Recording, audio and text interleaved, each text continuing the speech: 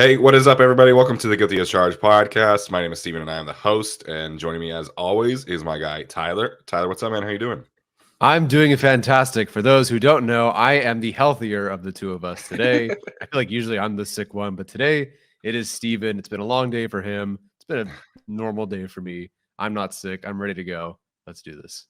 Yeah, there's a little bug going around my work and Brooks' work, and I was, spamming the emergency, hoping to avoid Yeah. it, and it did not work. So I had to take the students up to UC Merced today for a campus tour, and I came home and I was just like, it just hit me all at once. So apologies for the nasally voice today, but we're gonna push through it, and we're gonna have a great time previewing this Chargers and Cowboys game. We did a bit of it from a coaching standpoint, talking about the Kellen Moore, Mike McCarthy stuff specifically, and asking Brad Spielberger some of his thoughts about the game on the Chargers feed yesterday.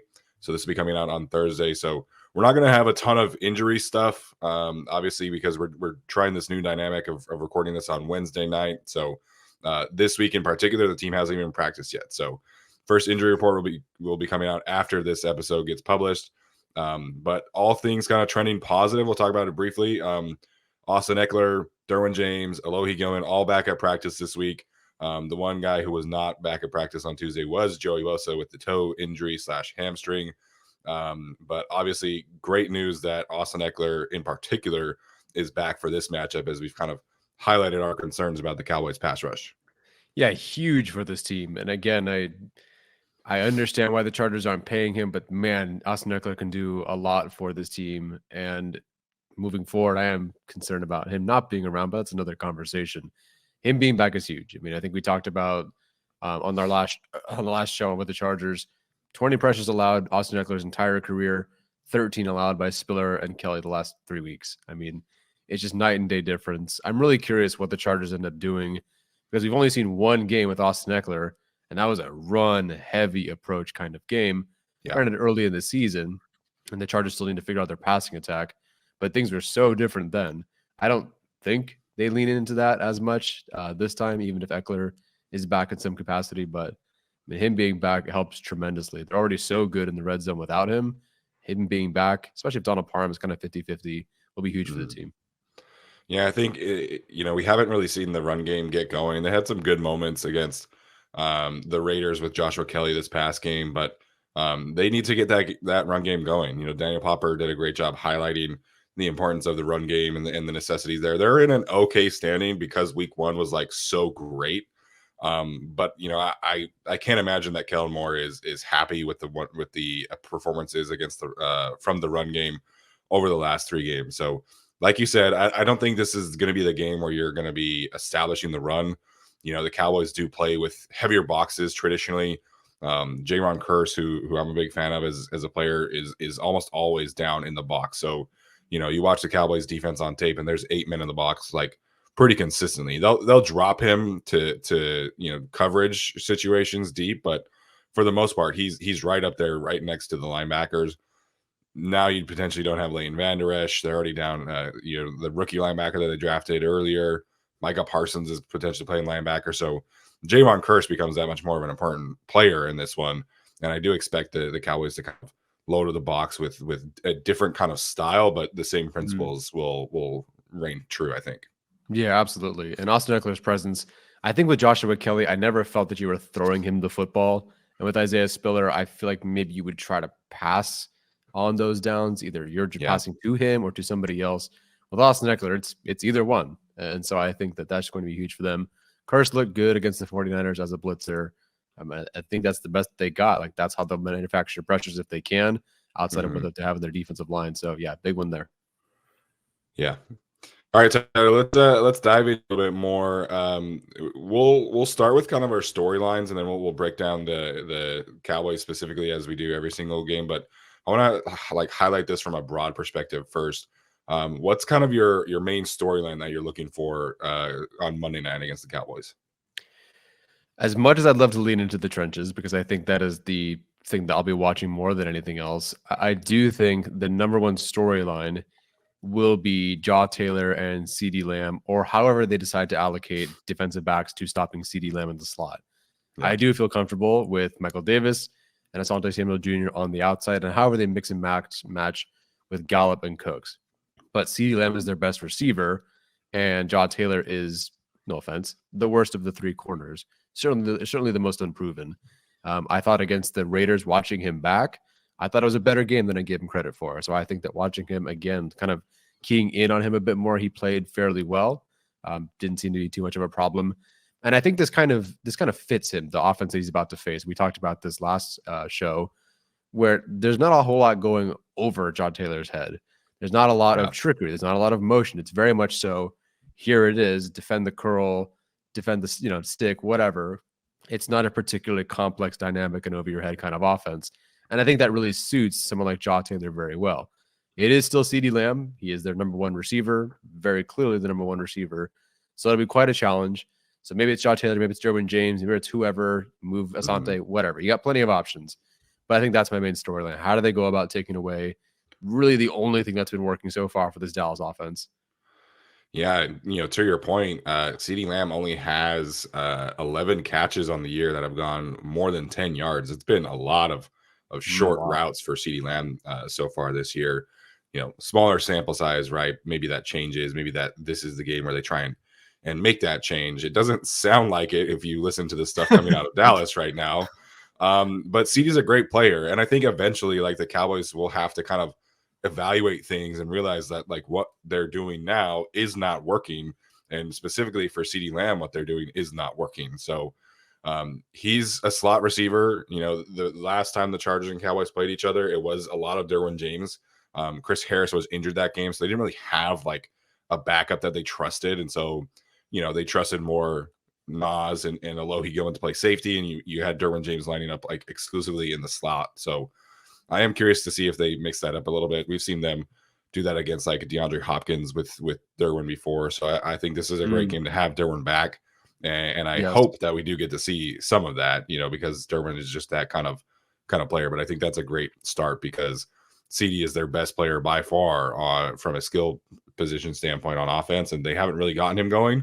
And I would expect them to try and make that a priority this week. Yeah, this is, and really just extending beyond that with everything we've heard. Even Michael Davis, again, has come out and said, look, man, it was tough. Like, I didn't know if I was starting. We were fighting kind of for the same spot, him and JC Jackson. Now that's gone. And so I think I'm very, very curious.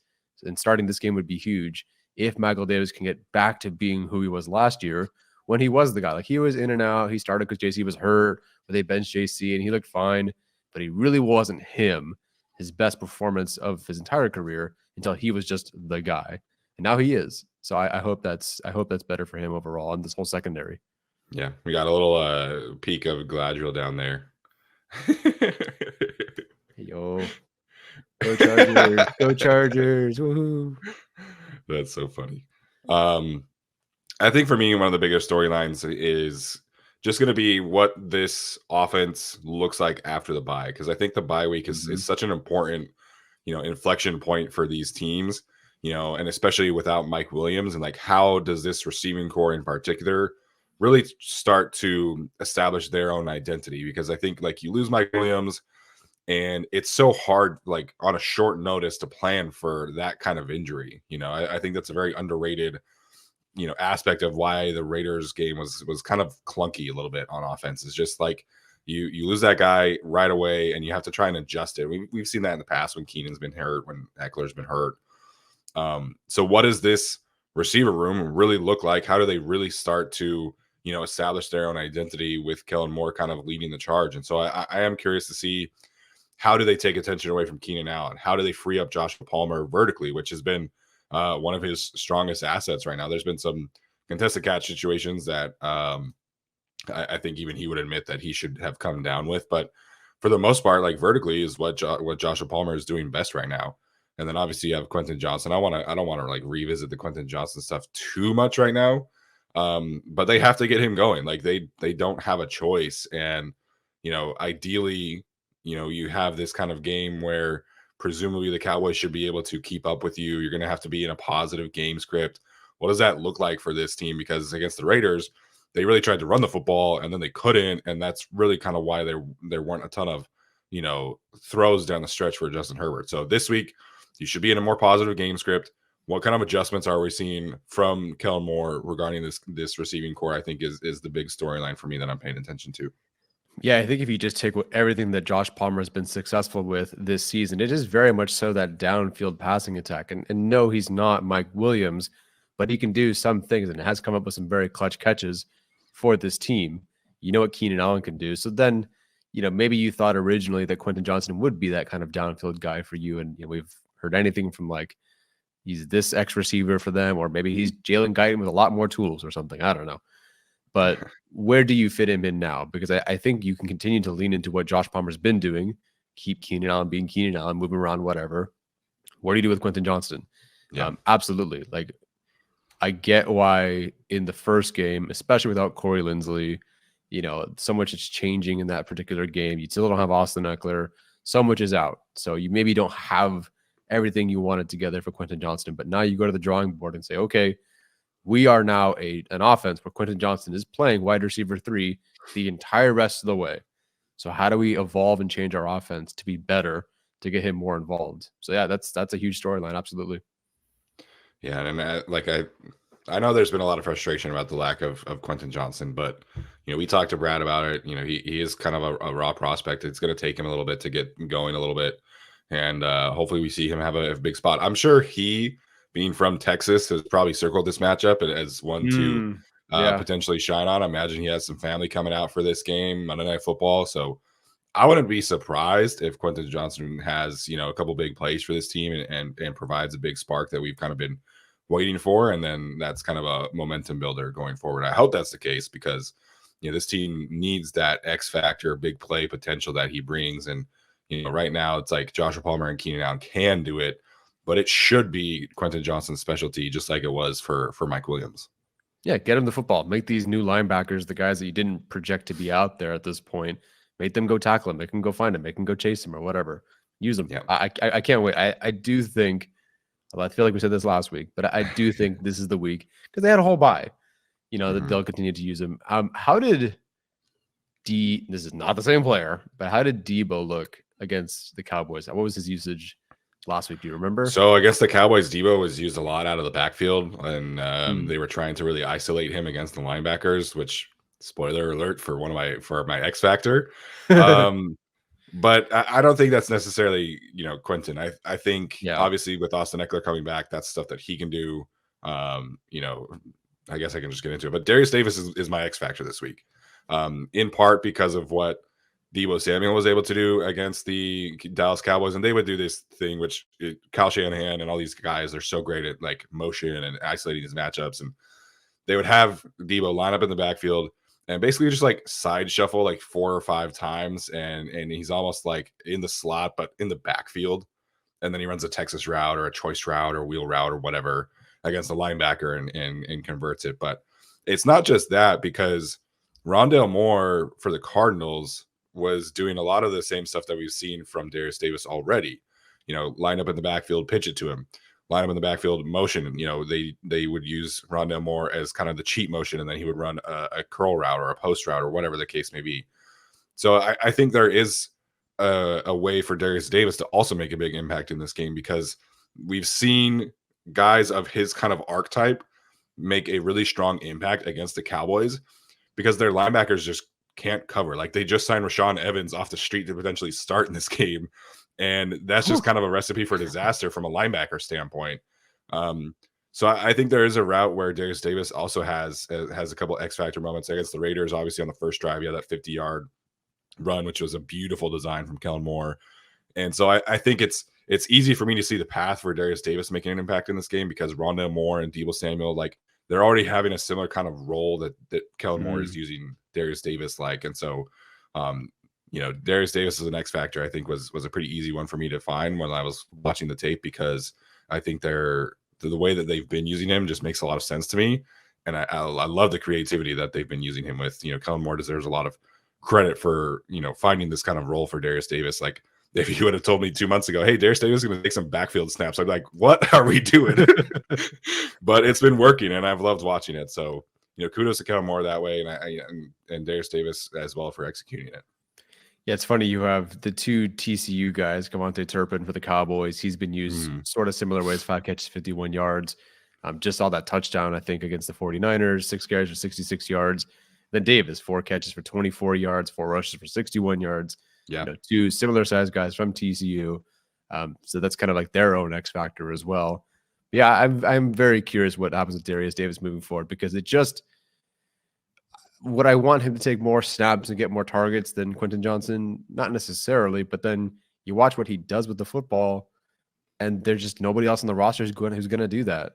Yeah. And they're not going to lean into him for 8 targets, 10 carries, or anything like that. But when they use him, it's almost perfect every time they use him. It's just like, you want a spark? Here we go. I mean, we'll start the game. Here's 50 something yards. We need a quick little screen to him. Here's 12 yards.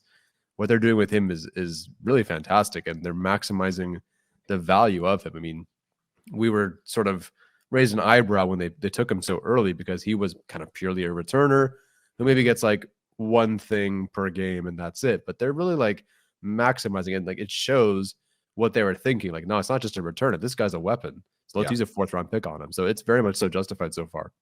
Yeah. Do you want to give your X Factor real quick, and then we'll dive into, just so we finish off the X Factor segment? Sure. It's not even going to be a player. We discussed this a little bit last episode on the Chargers channel, but it is the hyper aggressiveness and finishing of the Chargers versus Yeah. the conservativeness and the kind of passiveness of the Cowboys. Brandon Staley, the most, go for it guy so far in terms of the math. When the masses go for it, he's gone for it the most. Mike McCarthy, second fewest, excuse me, in terms of going for it. This is a team in the Chargers that is much better in the second half. This is a team that is much better in the red zone. The Cowboys, very conservative, both in terms of the head coach going for it and the scheme. They don't do well in the red zone, and they are not as strong in the fourth quarter. I mean, Colin Cowherd just talked about it recently, how Dak Prescott, like, his worst quarter is the fourth quarter, and they're not scoring in the red zone. Of course, the Chargers have Kellen Moore, and what are they doing? They're better in the second half, and they are scoring in the red zone, and they are more aggressive.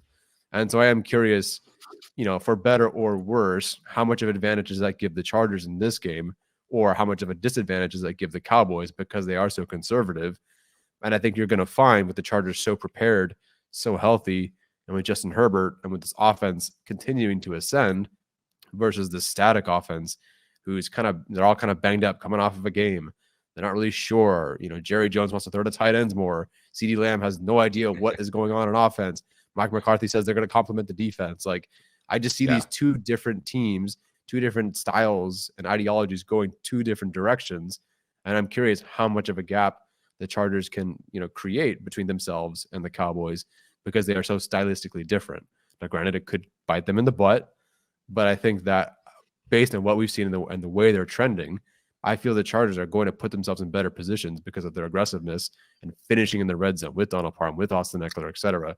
So it's not quite like a one-person X factor, but I'm curious how these ideologies and these styles differ and how that affects the game on Monday. Yeah, well, we heard in the All In stuff, like this team, this mantra, like the whole thing was like the first All In episode, start fast and finish, like the kind of principles that you're talking about. Arjun pointed this out on Twitter yesterday. I think the Chargers are one of 3 teams that have scored the first touchdown of the game in every game that they've played.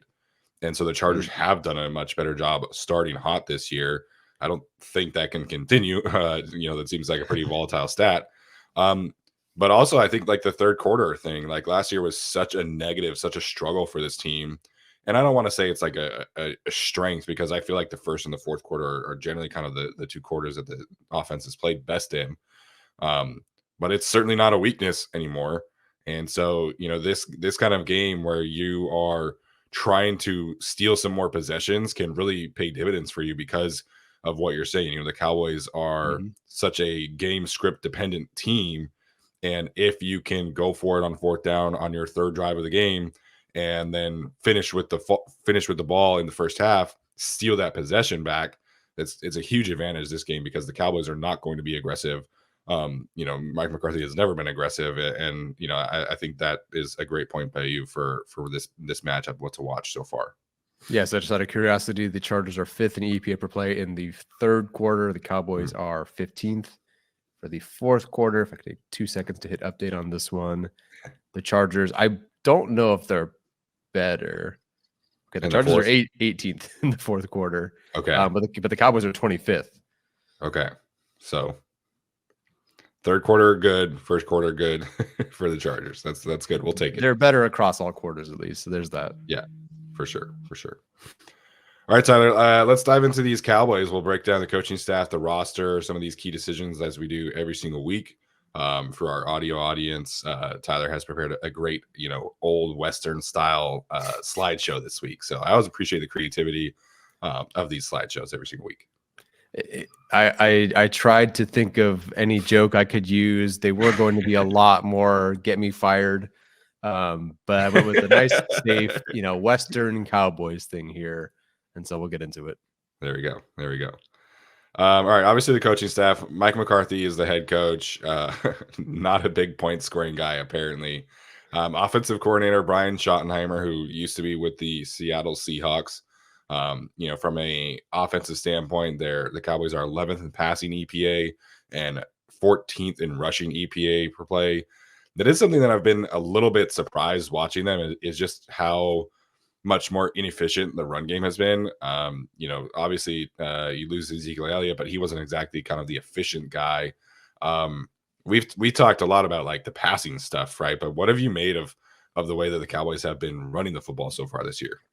It's really a surprise because Pollard, and again, this is with Kellen Moore as the coordinator, but he was always the guy that was more efficient, and Zeke was starting to kind of fade away. So you want to lean forward and go forward with this guy in Pollard, who was always explosive and had great numbers and the stats look good. And then you look at it now with, for all, it seems like a healthy offensive line for most of the season, except for the Cardinals game. And, you've got the tight ends you want and all the same scheme. You, in theory, have the receivers that you want, and they're worse. Like they don't look great. I believe they're exactly 4 yards a carry in terms of the 8 different directions they can run. I think only 2 of them are over 4 yards a carry, and it's all by Zach Martin, I believe, if I'm not mistaken, which sure, of course, not a surprise, right? If I had to put money on it, I would have guessed that too.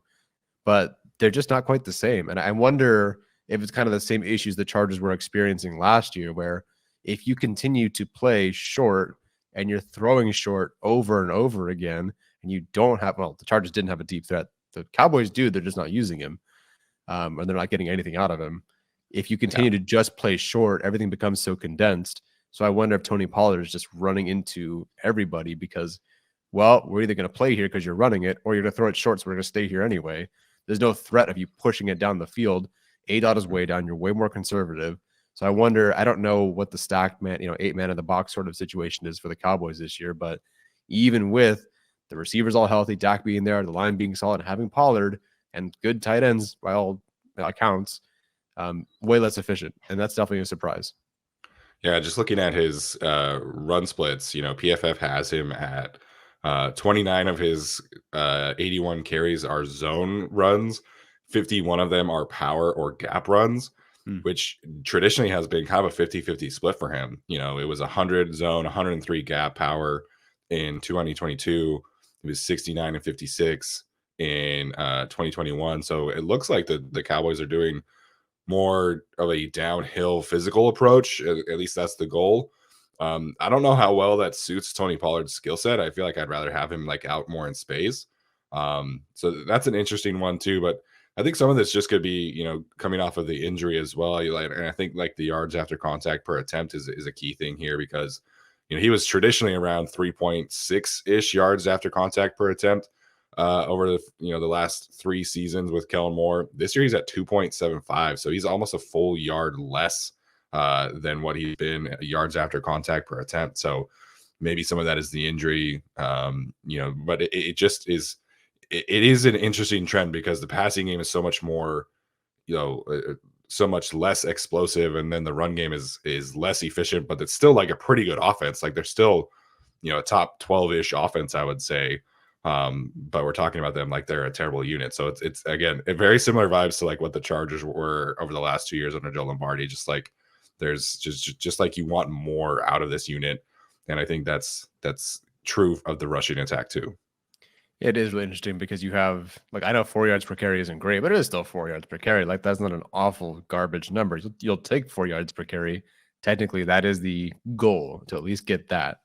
Right. And the DAC, the numbers are good. The drop back is good. The line blocks. Everyone is healthy. The receivers are healthy, I should say. Yeah, it is just strange to see that this offense, everything makes sense. Everything on paper makes sense, and they're efficient. And yet we're talking about them like they're kind of a bad offense almost, and they're not. But I don't know. I think it's just because we've watched Joe Lombardi over the years. We've seen what it's like and kind of the shortcomings of it. And again, watching the Cowboys play and just seeing exactly what we had seen for 2 years, except all their players are healthy. I don't know. I kind of feel better about this matchup. Yeah, we'll definitely get into some of that later. But defensively, still Dan Quinn. The passing EPA per play is 4th right now. Rushing is 9th. Even after getting the rails blown off of them against the 49ers, I think they're still 5th in total EPA per play.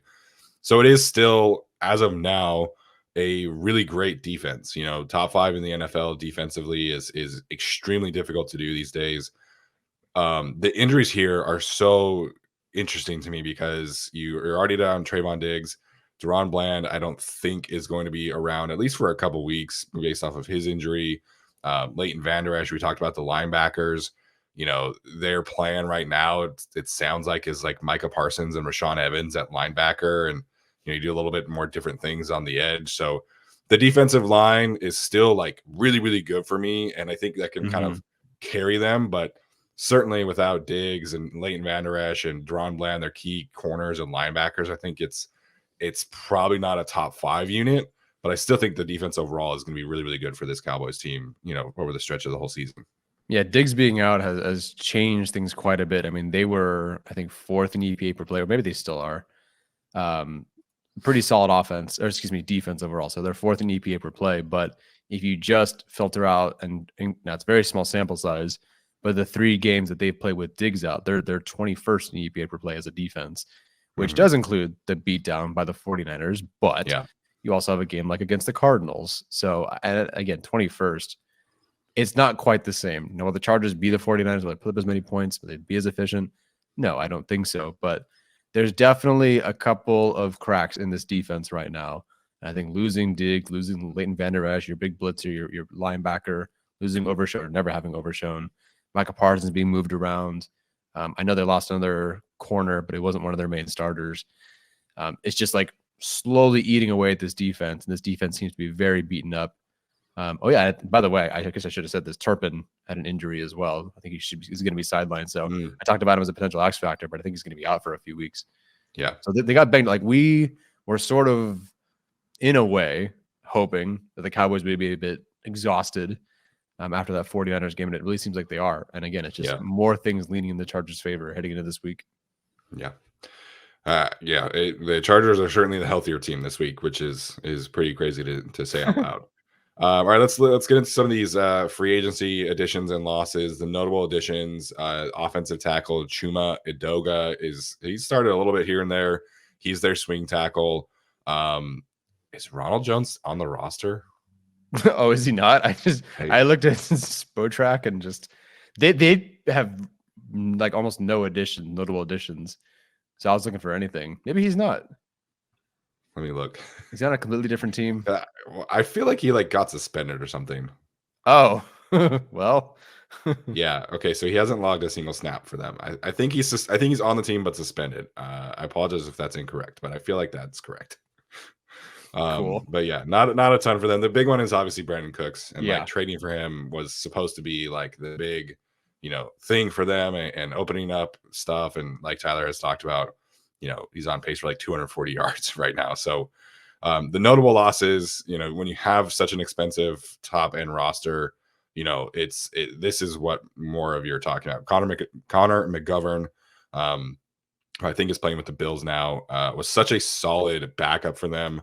Would probably be starting right now because Tyler Biadasz, another one of those key players who's injured, is probably not going to play this week. Instead they're starting an undrafted free agent center, which is certainly something to talk about. Dalton Schultz leaves, and you have Jake Ferguson, and you draft Luke Schoonmaker, and the tight end room has not really panned out the way that they would hope. Ezekiel Elliott leaves, Noah Brown leaves, and then of course Kellen Moore. So still a great roster, Tyler. But what do you kind of make of the roster in regards to the veterans that they added and lost? Yeah, I really thought that even with some of these losses, that this is a team that was just ready to go. I mean, you add Brandon Cooks, come on, like, oh my gosh, you already a solid offense. Ed didn't work out in the postseason. Go add Brandon Cooks. I mean, geez, what can you do with this offense? You've got so many different pieces you can use. The line's great, Dak's solid, and yeah, it just has not panned out for them. I really only look at this as like this team should have been ready to go. And even though, I thought the Eagles would be winning the division, like we were arguing, is this the second best team in the NFC? Is this the best team in the NFC? Because they're so darn talented on defense and on offense. Yeah. And I'm not saying that these losses and these additions are the reason that they're not completely all in and, undefeated right now like the other teams, but they just have not been able to put it together. And I think having Cooks not pan out so far is a reason they may have lost. I don't know about the last game, but certainly maybe get the game against the Cardinals. Yeah, should definitely point out Stephon Gilmore too as a notable addition. I bombed this. Holy cow! That's okay. It's all good. Stephon Gilmore is their cornerback 1 at this point. You trade for him, expecting him to be your cornerback 2, opposite of Trayvon Diggs, but obviously that's not coming to fruition either. So, this is why you don't trust Spot Rack, I think. Yeah, if anything else, this is an endorsement for Over the Cap. They're not a sponsor, but yeah, not a sponsor, but they're their best. All right, draft editions. Such an interesting group, a group that I think we really liked at the time. Mozzie Smith, the defensive lineman from Michigan, and then they get Luke Schoonmaker, also from Michigan. 2 players who are playing a decent amount, but not like core starters for them just yet. Demarion Overshone hasn't played at all. Viliami Fehoko Jr. also not playing out very much. Asim Richards, Eric Scott Jr. not playing a whole lot. Deuce Vaughn is a key special teamer and potentially a key running back at this point. Like I don't know where they're at after Tony Pollard than Jalen Brooks. So lots of complaining about Quentin Johnston. I think you guys could remember that it can always be worse from a rookie standpoint. And I think this group I like, but certainly have not gotten the chance to show much just yet. Yeah, not just yet. The whole Mozzie Smith, that's the big one that I thought was like, oh, goodness gracious, you had 200 pressures last season, and now you're adding Mozzie Smith to your line. I'm not going to sit here and say, oh, Mozzie Smith has been bad. Certainly not the case, but it's a learning curve, of course, and that's going to take some time. And he's not even the feature on their defensive line as is. Right. It's not like he's not even the feature at defensive tackle on their line. They just have a lot of guys. So that's fine. Schoonmaker's been mostly a blocker. I believe he has 1 catch for 1 yard, although I think he has like 8 targets. So that for whatever reason, they just have not connected. Not that I've been noticing or watching when this happens, but yeah, 1 catch, 1 yard. So yes, it could be worse. The Chargers have Tuli Tuipulotu in the second round, and they have a tight end. God bless him, but 1 catch for 1 yard. Although he's more of a blocker, and he's also 25 years old. Bummer about Overshone. I didn't like him in the draft process. Seemed like there were positive things. And honestly, the rest of the group I did not watch. So not a whole lot going on here. And maybe, again, that is partially why the Cowboys just aren't like that next tier forward, because they're not getting that, like Tuli. They're not getting some surplus multiplier value out of some of these day 2 and day 3 guys. Yeah, right now, Jonathan Hankins is kind of their big nose tackle, and he's playing great. But I think, the Cowboys probably would like to see Mozzie take on a bigger role, and he certainly could, still could down the stretch of the season. But not a great rookie class as of yet for the Cowboys. Nope. All right. Before we finish out the show today, have to pay the bills here as about our sponsors. First and foremost is Little Caesars, the official pizza sponsor of the NFL. And we encourage you to make Little Caesars part of your game day experience. We all know how synonymous football and pizza are together, pizza wings, whatever the case may be. You can order online during the pizza pregame 1 hour before and 3 hours after NFL kickoffs and get ready for some football and fun. Choose your favorite Little Caesars pizza, pick the toppings you crave, and you will win. Speaking of winning, everyone scores with convenient delivery or our in-store pizza portal pickup. So grab some friends and enjoy a few slices of Little Caesars, the official sponsor of the NFL. and the Los Angeles Chargers during your game day viewing experience. And speaking of winning, my mom keeps using Prize Picks, and she continues to be rolling and getting everything perfectly. She keeps betting on the Chiefs to score and the Chargers to do well, and it's paying off. Betting on Herbert and Mahomes to get the yards and such is working out. Prize Picks, it's a skill-based, real money daily fantasy sports game. You pick 2 to 6 players, and if they will go more or less than their Prize Picks projection, it's really that simple. You get to watch your progress in real time, win up to 25 times your entry amount, and cash out your winnings with quick scoring, settling, and withdrawals. They offer frequent discounts, bonuses, and other exciting offers. One of them being like Taco Tuesday and Flex Friday. I've loved using them so far. It is a ton of fun. This week, I've got Jalen Hurts less than 221.5 passing yards facing the Jets, and Justin Herbert, cover your ears, Chargers fans, less than 283.5 passing yards. That's a big number. It is. To make your selections, go to prizepicks.com/guilty and use guilty for a first deposit match up to $100. That's prizepicks.com/guilty and use code guilty for a first deposit match up to $100. So yeah, talking about that real quick, 283.5 passing yards. That's a big number. That's a big number. And so I felt that, look, I don't want to, root against Herbert here, but with Eckler back and with this defense in front of you, like that's a lot. That is a lot. And I wouldn't put it past Herbert, of course, but you got to hit about 285 against this defense with Eckler back. I don't know. It does feel like a game where he could probably scramble some a little bit, like we saw against the Raiders too. He has the finger issue, so I don't hate that. I think feels like a 270 kind of game, so I could certainly see that number being less. Which means he's whatever. Which means he's going to go for 350 or whatever. Which congratulations would be awesome, for a 600-yard game. Yep. Still crazy to me. He has the 400-yard game, and that was against the Vikings 2 weeks ago or 3 weeks ago. So strange. But yeah, Prize Picks is cool. You can also do college football, NBA stuff. It's a great app. You guys can definitely go check it out, and it does really help support the show as well. Last one here, Ticketmaster. Obviously, it's more fun to be there live and in person for football. And you can use Ticketmaster as the official marketplace of the Los Angeles Chargers and the NFL. Ticketmaster gives you more ways to find your perfect seat, including their interactive seat map, which gives you a 360-degree preview of your section to make sure you have the best view of those pivotal plays. I had a little bit of an experience with this with my brother because I was helping my brother find the good seats, which are the shaded seats on the end zone that you guys sit in, and the Rams have the numbers flipped. So I told my brother to look at the 220s section because that's where you guys are at, 230s, and those are kind of like the better seats in my opinion, and the Rams have them flipped. And so he was buying seats on the opposite side, and I told him to use the little Ticketmaster viewpoint and make sure that he was getting the right seats. And we got him covered, and he had a great time watching the Eagles beat the Rams. So this is Chargers podcast, but have to give a shout out to that specific feature because it was relevant to helping my brother find out the good seats. So again, Ticketmaster has you covered for Chargers tickets. Find tickets today at ticketmaster.com/Chargers. Yeah, I've also got you covered for concerts. My last 2 concerts are Metallica and Pink. If you're wondering if I have a range of interests in music, yeah, Metallica and Pink.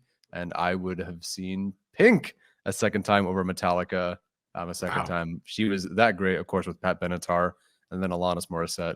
Great concert. Went with my mom, had a blast. I wore pink. When I got there, I was like the only person wearing pink. And I felt like an idiot. Everyone at Metallica got the assignment. We all wore black. We all showed up. No one said a thing. We all wore black. We all showed up. Everyone wore black. I'm going to a concert literally called Pink.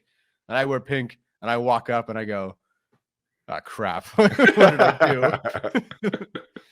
That's surprising. I would have thought that would have been more of a thing for an artist literally named Pink, but I guess not. Nope.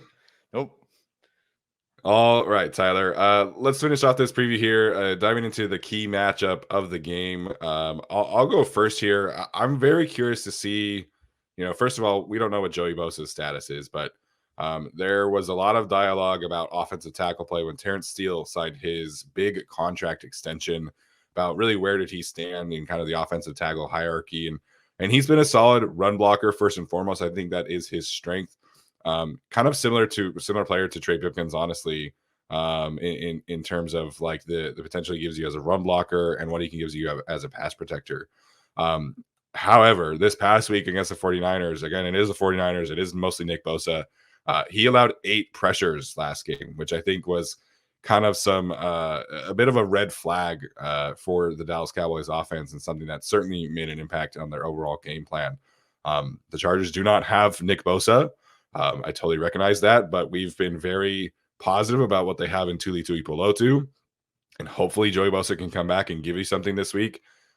It does feel like, we'll see what happens with the center position. Tyler Beadoch, like I mentioned, is injured, but it does feel like a very similar offensive line as the Chargers, where you have like this stud left tackle, you have really good guard play, you have the backup center. So the right tackle is kind of like the weak point of your offensive line. And that's not a slight necessarily, because I think, Terrence Steele and Trey Pipkins are both solid offensive tackles. But how they go about creating pressure on Dak Prescott is such an important thing to me this week, because his trigger is arguably the quickest in the NFL right now. We talked about this a little bit on the Chargers show. He's outside of the 49ers game, he was averaging like 2.3 seconds per throw, which is an insanely vast number. So the Chargers have to find a creative way to create pressure. And I think Terrence Steele is kind of the matchup that you want to attack. I don't expect the Cowboys to double team Tuli Tuipulotu as much as the Raiders did. They're more of like a one-on-one island kind of team, because they have the players. So how do the Chargers create pressure from Dak Prescott? To me, it feels like attacking Terrence Steele is kind of the way that you want to do that. And obviously having Joey Bosa back in this game, even if it's a limited fashion, would be huge for that. So Terrence Steele, I think, point of emphasis for me this week against the Cowboys to create some pressure.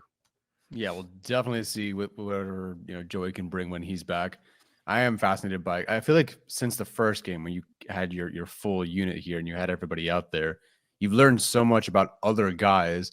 I'm curious how much they trust other guys to either hold up on the back end or just rush like Tuli. Like, you didn't know about Tuli in week 1 when everybody was healthy. Now you know a lot more about him. So what do you do when Joey Bosa is back? You had Derwin James, of course, in week 1, but you didn't know that, like, I don't know, Raheem Lane and Dean Marlowe could actually hold up. Not that the Raiders were chucking it down the field like the Dolphins were by any means, but like they held up. And if you look at that, you feel like, okay, maybe I can trust Derwin James a bit more. Let's line him up on that side. How do they generate that pressure? Who do they send? Kenneth Murray has been great as a blitzer as well. That's a great one. I'll just take the opposite then. You already mentioned them, but Rashawn Slater, Trey Pipkins versus these two guys, Micah Parsons and DeMarcus Lawrence. You got two guys, 4th in pass rush win rate and 5th in pass rush win rate. Those guys are going to be playing up against, your two tackles this week. I think Rashawn Slater has all the tools, the technique, the athleticism, you name it, to do what he needs to do against Micah Parsons. Like, I do think, while I don't think it's not going to blank him, it's not going to be a 0 by any means, but I think he can get it done in that regard. To me, the main focus and maybe the concern here is Trey Pipkins. Not even in like a, oh my gosh, it could be 10 pressures and 2 sacks kind of day. But if it were going to be any game, it might be this one. Not because, Max Crosby couldn't do that the previous week, but because they have Parsons. And if it's not Parsons, then it's Lawrence. So it's relentless the entire game. It's going to suck. And can he hold up, or can the Chargers design things to get things out quick, or take pressures off of those guys? I hope Donald Parham is back in full. I think that would help tremendously with someone like Trey Pipkins. Obviously, Eckler being back will help tremendously on that side. So how do they hold up? This is a huge test. It's Parsons and Slater has got to be maybe my favorite matchup of the year in terms of the best on best they could get. So how do they show up? How do they hold up? We'll see. Yeah, in terms of get your popcorn ready matchups, that's definitely the one. I think we both agree that Rashawn Slater is one of, if not the best, young left tackles in the league. ESPN has his win rate ridiculously low. I don't understand that one at all. But he's got a really high pass blocking efficiency rating right now. Coming off a bit of a down game for him. How dare he allow 3 pressures in a game? That's ridiculous. So I'm excited to see how he bounces back from his worst game of his career. But you mentioned the Trey Pipkins thing, I think is interesting, because the Chargers, like the Cowboys, are not sending help very often to either of their tackles. They're allowing both of those guys to play on an island pretty frequently. And this feels like a game that might have to change. If Micah Parsons really is playing a little bit more off the ball, I think it makes sense to, hey, we're just going to double team um, DeMarcus Lawrence, and we're going to make everybody else try and beat us. They have some other key pieces, right? Like Osa Odigizua, Dorrance Armstrong. These are good players too. But if Micah's off the ball, like I'm sending help to DeMarcus Lawrence as much as I can, not because I don't trust Trey Pipkins, but because then Rashawn Slater is on an island in a very positive matchup and can easily handle his business. So I am curious to see just kind of like the protection plan of how this comes to fruition. Micah Parsons playing potentially more linebackers is such a huge piece to this puzzle, because if he's playing back there, I can't imagine it would be like full off ball linebacker, but if he's 50%, if he's 60% edge rusher as opposed to 100%, it helps the Chargers tremendously, obviously, because he's one of the best pass rushers on the planet. So the attention that DeMarcus Lawrence gets, like you mentioned, I think is a really key point here. What is the rationale for Parsons playing more linebacker? Like, I know he would be good at it, but like, what is the rationale for that? Because do they have a third edge rusher they feel great about? Like, I don't. So Dorrance Armstrong is kind of like a hybrid player. He's kind of like an Arden Key type where he's inside, outside. I think they have Dante Fowler still as kind of that third true edge rusher. So I think it's part out of necessity of your, like, you don't trust your linebacker core, and Micah Parsons has done that in the past. That's how he came into the league, was kind of like that hybrid player. And then also trusting, the pass rushing depth more than you trust the linebacker depth. Like, I can kind of understand it, but to me, like, Micah Parsons is one of the best pass rushers, one of the freakiest individuals in the planet. And I think, like, you'd rather have him rushing the quarterback than playing linebacker, where he can still make plays, obviously, but his best impact is going to be at rushing the passer. Mm-hmm. Yeah, I forgot Fowler was on the team. So I think Dorrance Armstrong it ranks pretty highly in pass rush run rate too. But like I said, he's kind of more inside outside type. Mm-hmm. So again, like, whenever Micah Parsons goes off the ball, double team DeMarcus Lawrence. If Micah Parsons is on, then I think you can double team Micah Parsons or whatever the case may be. But this feels like a game where the Chargers are going to have to send more help than they have in the past. Mm-hmm. Mm-hmm. All right, Tyler, we'll wrap it up here with some bold predictions for Monday Night Football. What's your hottest or boldest take about Monday Night Football? My boldest take. See, it's a bold take, so I feel like I don't have to stand by it because I don't know if I believe this. It just feels like the Chargers they kind of do it for a Kellen Moore sort of game, kind of like the Herbert on primetime sort of game. And again, the conservative nature of the Cowboys, which really just seems to feed into how the Chargers can play defense, in a very nice comfort zone in their wheelhouse sort of for them. I will say the Chargers win by double digits. Is that bold? I don't know. That's definitely bold. I mean, they're underdogs right now, so I think that's definitely bold. Oh, underdogs, huh? Okay. It's like 2.5 points. It's not like anything crazy, but yeah.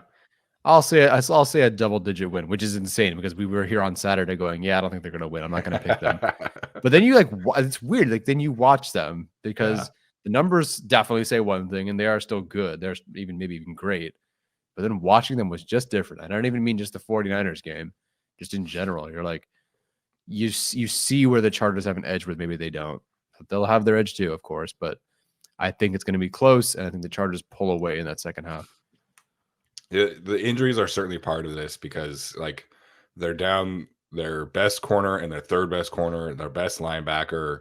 There's a lot of attrition going on that defense, and I think that was like my main concern was, like, heading into the season, I was like, okay, against the Cowboys, like, projecting out here, right? Like, the defense is going to have to really step up because the offense could be in for a bit of a slog against the Cowboys defense. Now you have all these injuries. I think you feel better about what the offense can do. And then we've talked about this, like, watching the Cowboys offense, I'm not intimidated by this offense at all. I think if Kellen Moore were still in Dallas, I would probably feel, much more in the opposite direction here. So we've talked about this off the air. Like, I honestly feel pretty confident about this game after watching the tape, which is not what I felt like heading in on Saturday.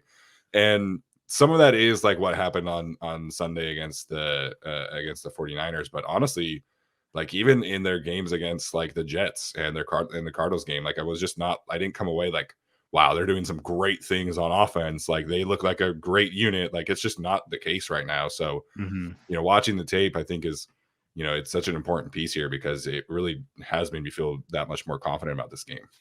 Yeah, creative kills, and the Chargers certainly, I think, have that, or certainly more over the Cowboys. And now looking at things differently, like I'm now much more worried about that Lions game because of what Ben Johnson will do. Like, what is he going to bring? Yes. I have no idea. There's so much unknown, and you have Penei Sewell and all these great things they can do. Cowboys, it's like I know what they're going to get. Yeah. And I think that's a really, really big benefit for the Chargers and Brandon Staley and these DBs. Like, yeah, we know what's coming. For better or worse, maybe they'll out execute us, and I'm sure they'll score points. It's not like they're going to shut them out. But again, yeah, it's so strange because 5 days ago, you and I had a completely different conversation about this. So game. different. But, yeah, but we allow yourself to either be wrong or discover more or deep dive. Right. That's why we do these deep dives. We kind of just look at these teams from afar, and I can't say I know a ton about the Cowboys off the top of my head, but the more you look, the more you see, the more you uncover, the better you feel about it. Yeah, 100%. All right, my bold prediction here. You mentioned primetime Herbert. That's a very well-documented thing at this point. I don't know the official numbers, but I feel like they're good. An underrated primetime star for the Chargers has been Derwin James. And if you think about the best moments of Derwin James's career, I think most of them have come in primetime. The Steelers game when he was a rookie, obviously comes to mind. The Raiders game on Monday Night Football 2 years ago, where he had the interception on Darren Waller. The Chiefs game where he had that amazing sack on Patrick Mahomes in SoFi Stadium last year before he got injured. Some of his best moments have come in primetime. And I think we see him off of this injury, off of the bye week. I think we see a rejuvenated Derwin James. And I think we see the best game of his season. My bold prediction here is that Derwin James gets a sack and an interception. I think we see a huge Derwin James game this week and makes a big difference for this Chargers team.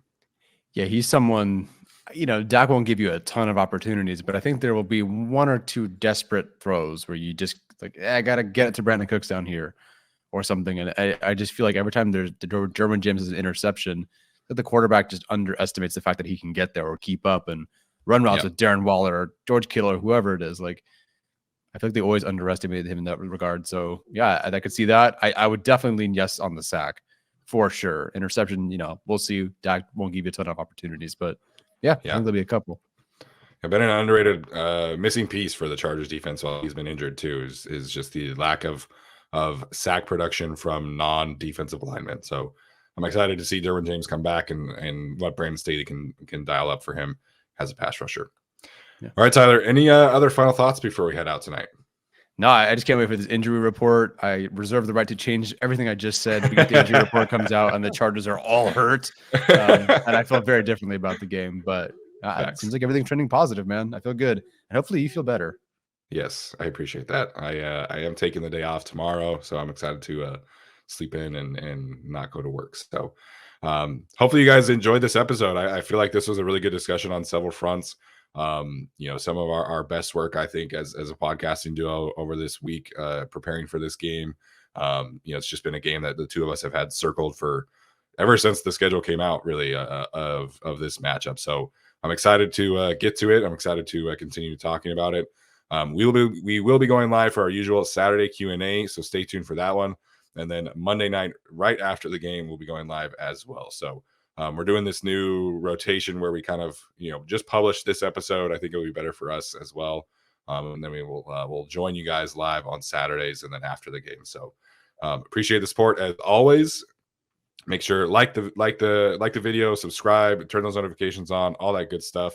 If you are listening to this, make sure to leave us a rating and review. We always appreciate that positive feedback over there as well. That's going to do it for us. We'll see you guys next time. As always, Bolt up.